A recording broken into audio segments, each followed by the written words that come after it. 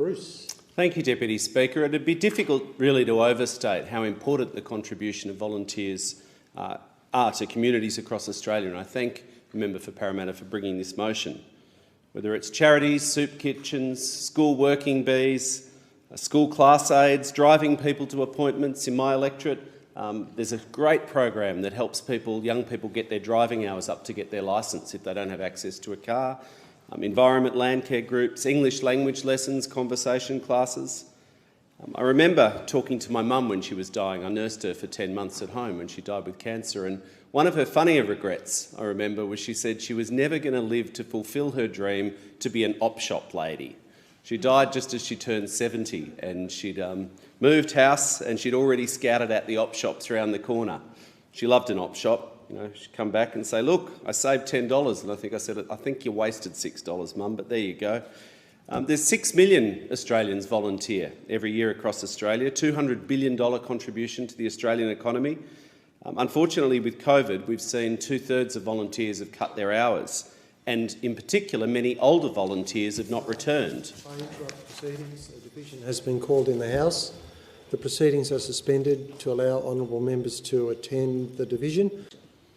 And I've recently visited South East Volunteers. They're a wonderful organisation in South East Melbourne, serving about 6 councils, including the City of Greater Dandenong and the City of Casey in my electorate. Most importantly, their core service is place-based volunteering. That involves face-to-face conversations between a volunteer or a potential volunteer and a worker from the service. It's human-to-human interaction.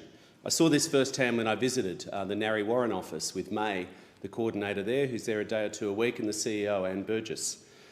They get to know volunteers. They assess their suitability, their interests, the things that they might be good at, and they match them with local organisations. It's local people and local organisations. In particular, this face-to-face service is critical for people who might have difficulties with English, who may actually just be shy. Many volunteers are shy. They might be introverted and they need that extra help, or not competent with the computer. Which is why it's so shocking that in this budget, the Liberal government is cutting nationally all funding to place-based volunteer services from June 30th this year. Now, they tried this a couple of years ago and we had a debate in this very chamber, and afterwards Liberal MPs said, "I didn't know we were doing this." Magically, behind the scenes, they backed off till after the election, but they're back and at it again. They're cutting all of the funding nationally to place-based volunteer services, and they're replacing it with a website in Canberra. There will be no more core funding to support local people to be matched to local organisations in this country.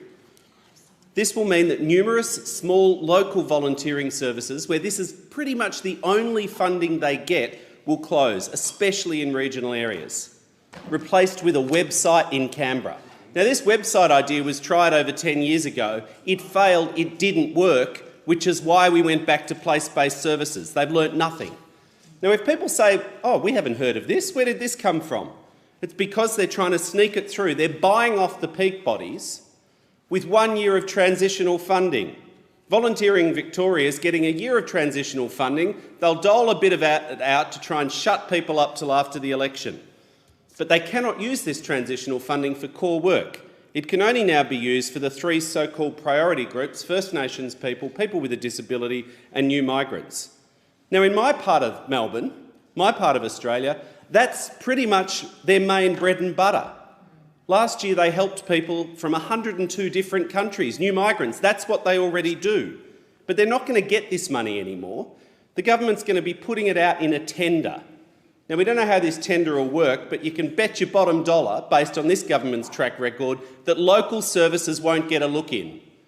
I bet the job networks will be lining up those private providers to put in the tender and get this money, or one big charity that the government favours, or a private company, because every time the government's done so-called reform of local services, whether it's emergency relief funding, where under Tony Abbott they cut every dollar to local emergency relief services, scrap translation services for people who don't speak English, and now they're attacking volunteering.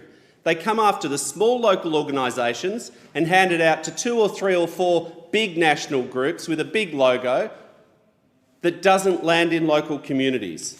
So I condemn the government for this charade of cutting all funding to local volunteering services nationally.